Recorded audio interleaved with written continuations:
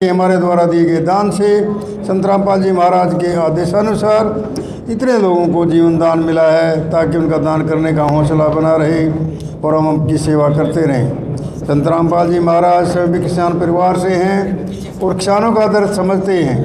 ये तो छत्तीस बरादरी के जान माल का सवाल है। किसी के घरों में पानी भरा हुआ है, किसी को पशुओं में हानि हुई है क्योंकि सारी फसल बर्बाद होने से पशुओं के लिए भी चारा नहीं है। डिस्पेंसरी भी बंद हैं, बच्चे भी स्कूल नहीं जा पा रहे क्योंकि स्कूलों में भी पानी भरा हुआ है। इसलिए हमारी आपसे विनम्र प्रार्थना है, आप सभी ग्रामवासी मिलकर जल्द से जल्द पानी को गांव से बाहर निकालें ताकि अगले फसल की बिजाई हो सके। इसमें छत्तीस बरादरी का हित है।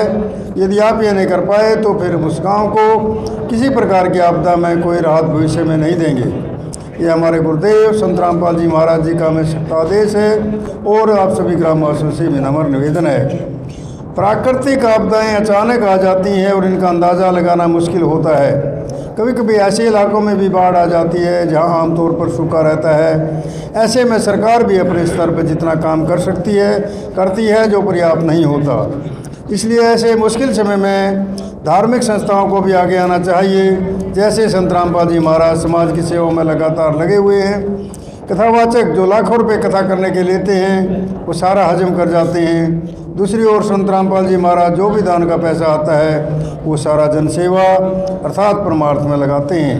वर्तमान में बाढ़ की जो आपत्ति किसानों और जनसाधारण पर आई है, ऐसे समय में इन कथावाचकों को भी समाज की मदद करनी चाहिए ताकि आम समाज का भला हो सके और सरकार का भी सहयोग हो। इसमें किसानों की मदद करने से बड़ा कोई भी पुण्य नहीं है, जो कि हमारे गुरु जी बखूबी कर रहे हैं। किसान का यही धन है और मजदूर इसके साथ है।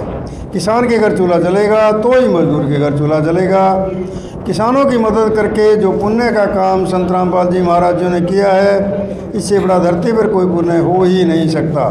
संत रामपाल जी महाराज जी के इन परमार्थ के कार्यों से लाखों लोगों की ज़िंदगी संवर रही है। संत रामपाल जी महाराज किसानों से सभी के शुभचिंतक हैं। संत रामपाल जी महाराज जी की तरह अन्य संस्थाएं भी आगे आएँ तो सरकार पर कम दबाव पड़ेगा और जनता को भी राहत मिलेगी। लेकिन दुर्भाग्य से ऐसा नहीं हो रहा, परंतु संत रामपाल जी महाराज जी निस्वार्थ भाव से मानव समाज और राष्ट्र हित के लिए काम कर रहे हैं।